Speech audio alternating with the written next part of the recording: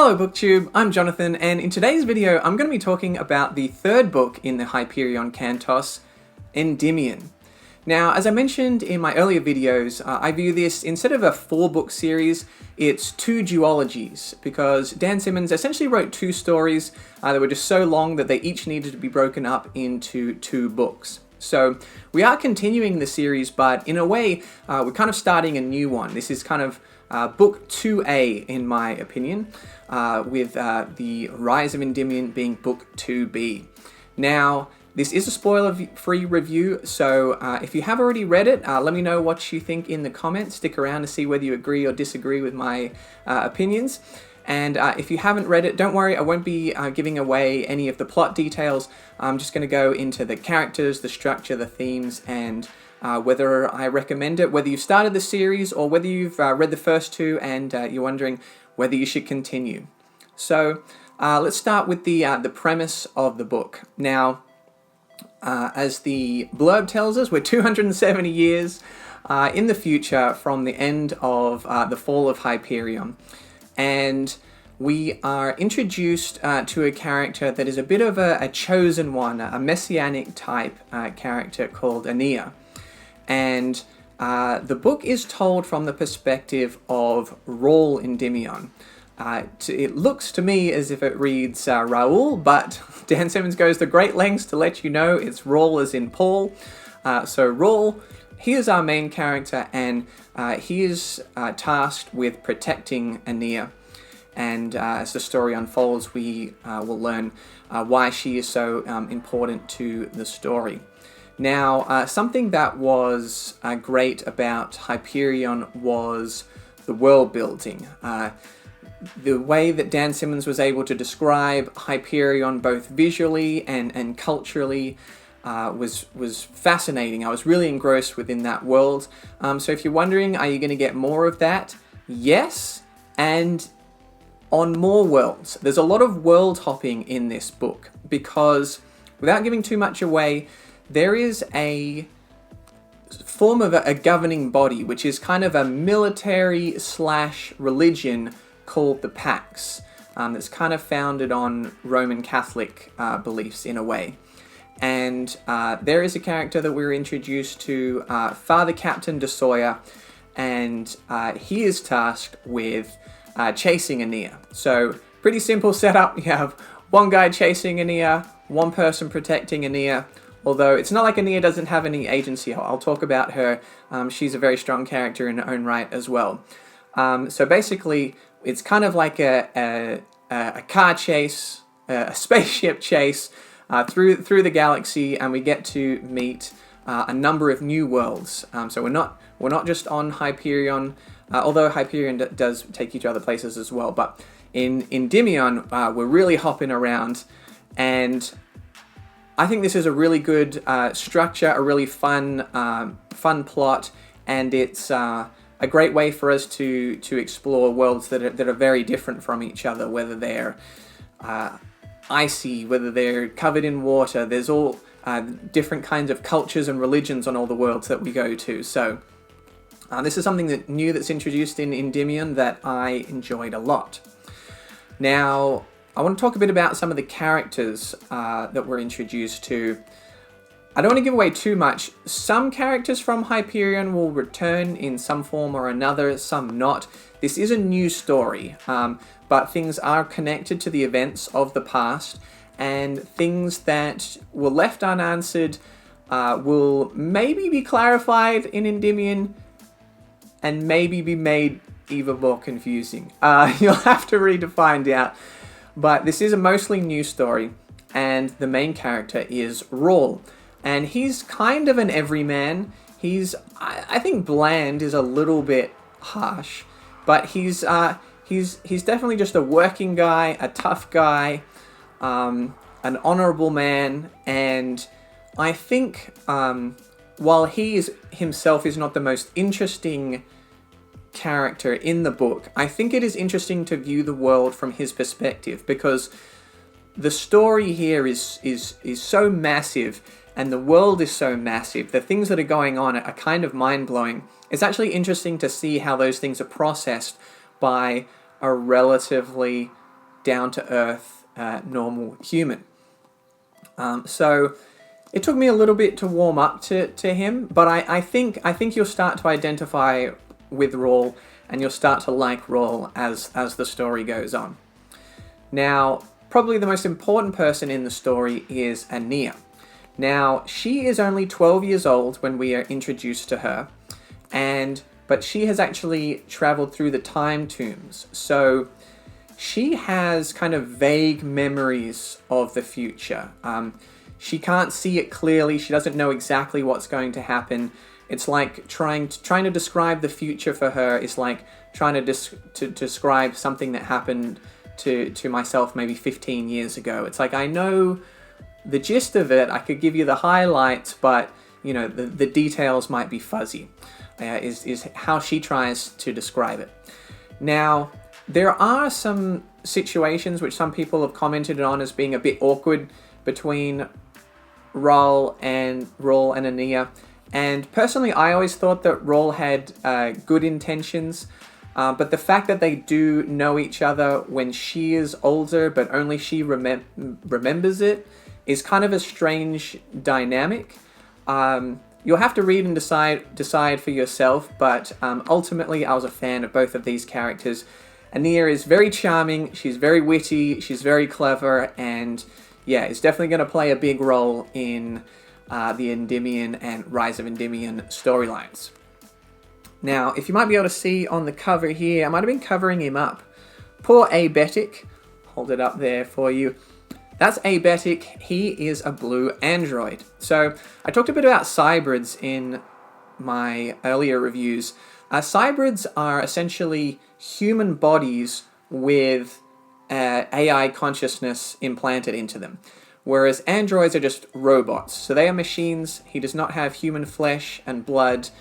He is a robot that is programmed with an AI personality. But I love that AI personality. I really grew to love Abetic. Whether that is because... It's an interesting question, because I found him to be very endearing, very, very loyal. But is that just how he's programmed, or is that him? Is that really Abetic? Is there such a thing? When I refer to Abetic, is that even a thing that exists, other than just zeros and ones? I'll let you decide, but I was a big fan. And of course, you can see there's one more character, the Shrike. The Shrike makes a return. I can't say too much about the Shrike. Is this the same Shrike? Is this a different Shrike? Is this the same Shrike, but in a different timeline? I can't say. Maybe I don't even know. But the Shrike makes a return, and I think that's great for the book and for the series. Definitely one of the highlights of Hyperion and the Fall of Hyperion. And yeah, the storylines with the Shrike take some different turns, but I think you'll definitely be glad that he was along for the ride. And lastly, the other most important character to the storyline is Father Captain DeSawyer. So, Father Captain is a member of the Pax, and he is hunting down Ania and Rawl. Now, does that make him the villain of the story? Well, I'll let you decide. I think he's a very interesting character, a very complex character. Someone that goes through a lot of emotional, spiritual turmoil. There's a lot of existential questioning going on here, but he has set principles, and man, is this guy driven? Is this guy a man on a mission? He kind of reminds me of kind of the Terminator in a way, or for some reason when I think of the Terminator, I think of the Simpsons parody, where Principal Skinner is trying to hunt down Bart when he's playing hooky from school. So yeah, big Principal Skinner vibes from Father Captain DeSawyer here. But yes, someone that I think adds a lot to the story. So I know if you are big fans of Hyperion and the Fall of Hyperion, you might not be wanting new characters. You might not be you might want those old characters back. I don't want to spoil it. Some of them do come back in some form or another, but the ones I mentioned are the ones that the book focuses on the most. But hopefully you're like me, that you grow to like them just as much as the original Pilgrims. So I'm not going to say anything too specific about the conclusion, but how did it work for me? Well, I felt like this built in a way that was very satisfying, and it led to a confrontation. There's a fight scene towards the end, which is absolutely awesome. I think matches or tops anything in the first two books. It's one of those fight scenes where you're reading it and it just makes you want to, man, you just, all of a sudden you're like, yeah, I'd probably lose. Yeah, and if I was fighting anyone in this book, I'd totally get smashed. But it got me hyped, it got me excited. I really, really enjoyed it. And yes, I think this kind of wrapped up the tale within Endymion, but set up the rise of Endymion really well too, which I think is hard to do because, yeah, when you're doing a 1A and 1B, it's hard to have a satisfying conclusion without spoiling things for the second. You want to set up the second, but I don't know. I'm not one of those people that like to be left hanging. I don't want to have to read another 500, 600, 700 pages to feel like I got my pages worth. So anyway, enjoyed the ending to Endymion for sure. Any flaws? No real major flaws for me with Endymion. I think the only minor flaws was the plot was maybe a little repetitive. The way the world hopping worked, I thought, got into a bit of a groove, which kind of helped you know what to expect. But after a while, it was kind of like, okay, go here, do this, go there, do that, do that, do that. But that's a very minor gripe. I still think it kept up the movement of the plot, the pacing, and the places and the characters that we were introduced to in each new place definitely made it worthwhile. And only other minor gripe was there's kind of a little bit of a tangent at one point, which, if I had to guess, is something that was based on maybe a real thing that happened to Dan Simmons, and he thought, I should put this in a book. Maybe, but probably not this one. It didn't seem super organic or believable that it happened within this story. But luckily that doesn't go on too long. It doesn't take the story in a way that affects it in a long-term manner. It was just a little bit of a side jaunt that I could have done without. If you've read the book, let me know if you know what I'm talking about and if you agree. That was a bit of a funny one for me. But yes. Verdict. I loved Endymion. I thought, while very different, it did a great job in executing what it set out to do, and I thoroughly enjoyed it. And I dived straight into the Rise of Endymion afterwards. I couldn't wait to pick up the next page and start reading. So I'm going to give Endymion a 9 out of 10. Strongly recommend, with the caveat that if you are one of the people that loved Hyperion but didn't love the fall of Hyperion, I'm not sure whether the rest of the series is going to be for you, just because Endymion and the Rise of Endymion feel a little bit more like the fall of Hyperion, and if anything, they get further and further away from what Hyperion was. So if you like the first two, definitely keep going. I like them. I like this.